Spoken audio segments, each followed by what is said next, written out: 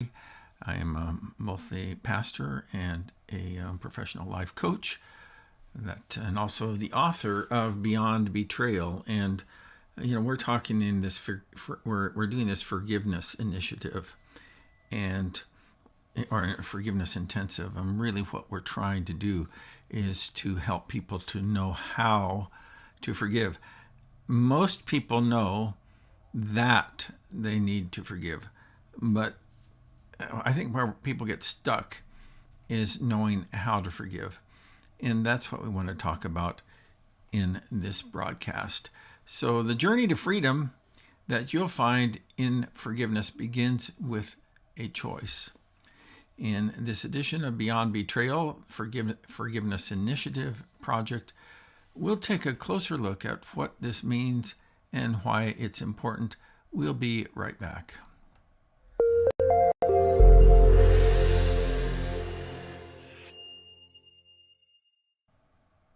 Okay, I have a guest with me today, and it's Karen. She's been helping me out with this project, and so there she is. And so welcome to the broadcast, Karen. How are you doing today? Doing pretty good. How about yourself? Good. So what we're talking about here is the steps to forgiveness. And, different authors have come up with different steps to forgiveness. After thinking about this for a long time, I came up with 10 steps. And let me just share with you what those are real quick here.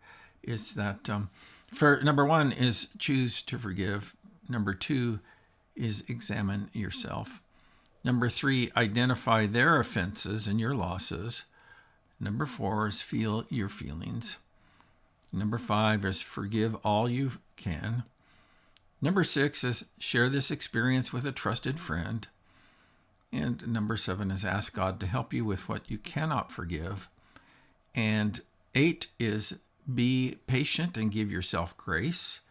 And 9 is realize that forgiveness is a process. And then 10 is hold a resolution ceremony. Now we're going to be going through each one of these steps, and we're going to devote a broadcast to each one of those. And so today we're talking about forgiveness is a choice. Why does that matter? Well, if you're forced to forgive, how is it genuine? Yeah. Yeah. So but I think that sometimes we may feel like we are coerced or forced to forgive from the commands of God. Mm-hmm. And so as a result, that we not only have resentment towards our offenders, but also towards God. Here's one of the ways that I've learned to resolve this stuff. Go ahead, tell me what you were thinking. Okay. Here's a thought: is God does command us to forgive, and we're supposed to obey God's commands. Mm-hmm. But none of God's commands are done because he's trying to control us or anything like that. It's because he knows what's best for us, and forgiving is what is best for us. So that's why it's a command. Yeah, that's a great insight, and thank you for sharing that perspective. Because I think that when we hear that command, we kind of like maybe get our back up a little bit on that, because we feel like we're being controlled by God. But if we assume that whatever God commands is done from a heart of love, then he knows that if we don't forgive, that we are going to stay stuck in a place that ultimately is going to harm us. Yeah.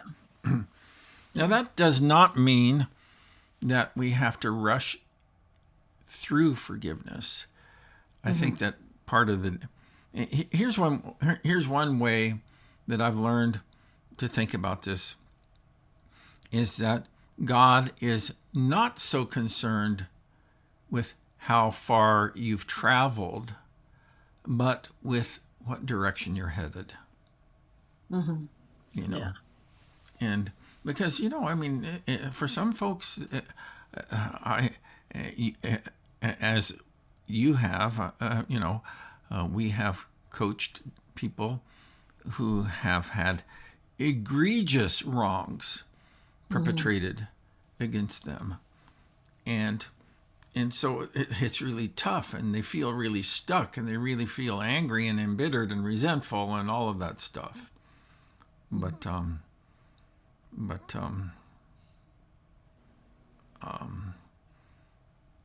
it's but if they have oriented themselves towards this is what I want, then they're that's all that God wants for us right now. You know, There so aren't really any benefits to not forgiving. exactly, yeah. That, So a lot of times for me, I have to think of what's the opposite. So mm-hmm, if we're called to forgive, what's the opposite? To hold a mm-hmm, grudge, to be bitter, to be resentful, to hate, all those kind of mm-hmm. things, and none of it's good. Yeah, exactly. That the most arresting thing anyone has ever said to me about this, and anybody who's heard my broadcasts before will have heard me mention this, is that once when I was grappling with this topic myself, my wife Janice, she I says, I don't know for sure if we're supposed to forgive everything that anybody does to us. And she said, well, what's your options? Hmm. And that just Yeah. stopped me dead in my tracks, because Hmm. there are no good options to Yeah. not forgiving. Yeah. You know, Yeah. we do not become better people as a result of it. It will always diminish us as a Hmm. person. So Yeah. how about with respect to making this choice? And that's what we're talking about here, is that forgiveness is a choice. How does what does this mean for us? Any additional insights you'd like to share with us? I think one of the things that it means is that you have to trust God, uh, Mm-hmm, as far as um, if you believe that God is good and that He mm-hmm. wants good for you and He knows everything, Yeah. then when He says to forgive, Mm-hmm, that that you're when you choose to forgive, you're trusting God, that mm-hmm. that's the best thing for you. Yeah. Yeah. Absolutely. Here's another thing that it means, is that it means that my offenders or perpetrators are not in charge of my healing, growth, and recovery. I am. So when I Hmm. make that choice to forgive, it Yeah. breaks it breaks that trauma bond that Hmm. the perpetrators have done against me, and essentially is that your influence. Essentially, what I'm saying to my perpetrator or my offender is that your influence over my life stops here. Yeah. I'm choosing to forgive, and you don't have any control over that. You know, Yeah. and Yeah. one of the things that okay, and let me ask you this question. you I know you. I know you. I know you've told me before. Don't ask me those questions on the spot. But you're smart, and and if you don't have the answer, I'll be your safety net here. Is that Or I'll just stare blankly, like deer in yeah? headlights. Is um, that should we forgive even if our offenders are not apologetic or remorseful?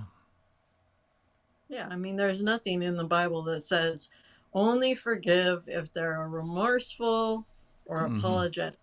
Mm-hmm. You know, Mm-hmm. chances are most people who hurt you aren't going to be kind enough to come back and apologize. Yeah. Uh, and sometimes the person who hurt you, you don't have contact with, or They may be dead. they buy Mm-hmm. something. So yeah, um, yeah, it's, I think that's not really a factor that Mm-hmm. comes into play. Yeah. Yeah. Their their apology doesn't have any bearing over your choice to do what's right. Exactly. Exactly. Because if it does, you're giving away your power. Yeah. Yeah. So that let me share with you another concept here with respect to why choosing to forgive is so important. And one reason why choosing to forgive is so important, it means that despite my strong emotions, and let's face it, that when we've been profoundly hurt by someone we've trusted or loved, is that that smarts, and it's really going to affect us deeply. But despite my strong emotions, I don't have to be controlled by those emotions. They will not set the direction for my life. Instead, I choose healing, growth, and recovery. And kind of like one of the requirements to be a part of this Beyond Betrayal project is that you have to be deeply hurt. you know, Yeah. you've experienced that on a few occasions in your life, right? Yeah. So, I mean, as probably some people know my story, Mm-hmm. but I'm currently in, seeing a therapist for the traumas that I'm working through. Yeah. And one of the things she says, and this is something that's mentioned in your 10 Steps to Forgiveness video that I watched, Mm-hmm. um, is that let's see, I'm moving forward. Not forgiving keeps you stuck and stagnant. And and she says depression is an illness of stillness, Hmm. and That's really, good. in order for you to um, get better and move past something, you have to be doing something and moving forward, like you said, as long as you're heading in the Mm-hmm. right direction, kind of a thing. Yeah. So anything you can do to you know make things, improve things and not stay stuck. Yeah. Yeah. Here are some of the here are some of the strong emotions that follow a hurt and betrayal: resentment, bitterness, anger, hate. And one of the things that I've seen this over and over and over, is that people who kind of come through that experience oftentimes feel empowered by contempt, Mm-hmm. contempt for their perpetrators. And Yeah.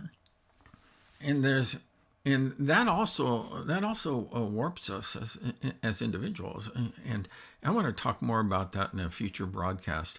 But Mm-hmm.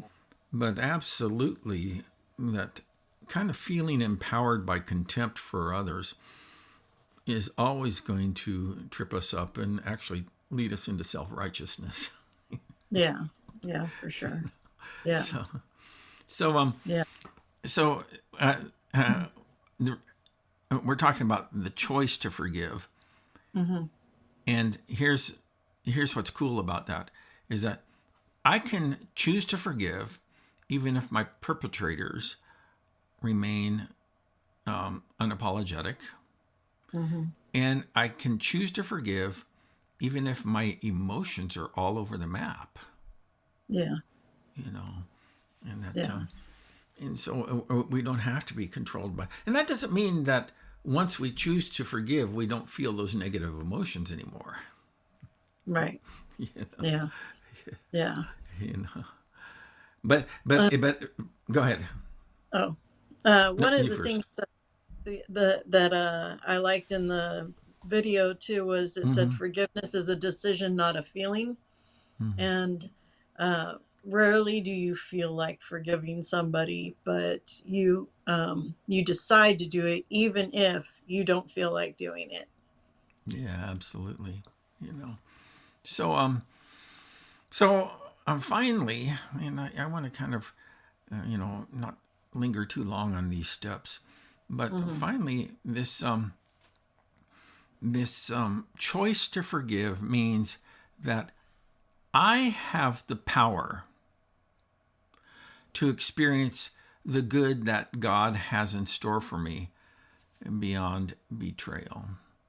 Hmm. I do not have to live as a powerless victim, and I do not have to live as an embittered or defiant survivor. Hmm. Boy, that's real power there. How Yeah. about you're a student of the scriptures? How about Joseph from the Old Hmm. Testament? He was betrayed by his brothers. He was sold into slavery. He was falsely accused by his master's wife. He ended up in prison. The people that he helped out in prison, that one of the guys says, yeah, I'll remember you. And then when he was sprung from prison, Joseph ends up languishing there for some time afterwards. Finally, he has an opportunity where his brothers come before him, and he could have lowered the boom on them, but he doesn't. He kind of goes through this long, convoluted experience of kind of figuring out whether or not that they are trustworthy or safe. Yeah. But then, after dad dies, and so now all the brothers They're worried that they're he's gonna. worried. Yeah. Yeah. So what's Joseph's perspective on that? Yeah.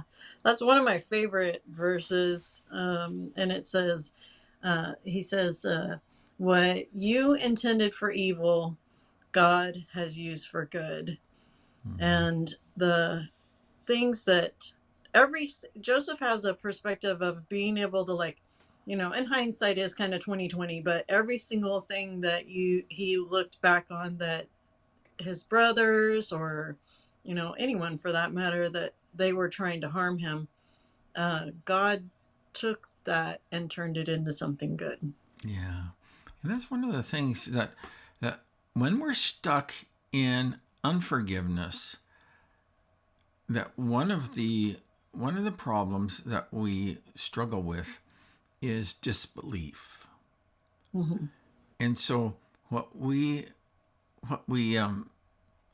disbelieve is that God is able to redeem this hurt and this offense that has happened to my life, and He's going to bring something incredibly good.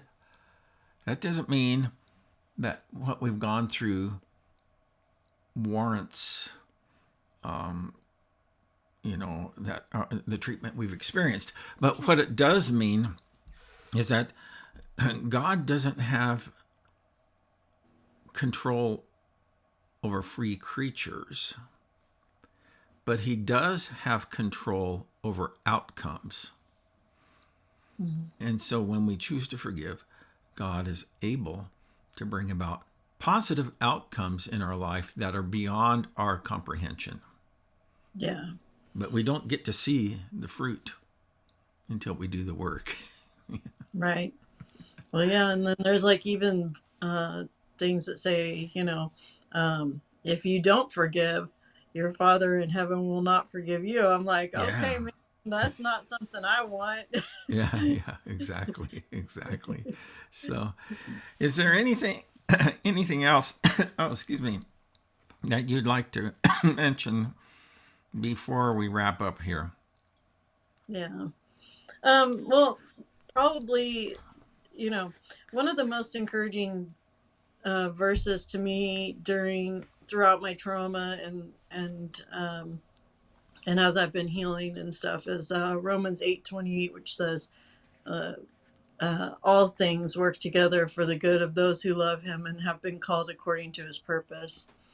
And I usually, when I say that verse in my head or I write it out or whatever, I add at the end, even this, because it doesn't say some things or a few things or anything. There's no contingency.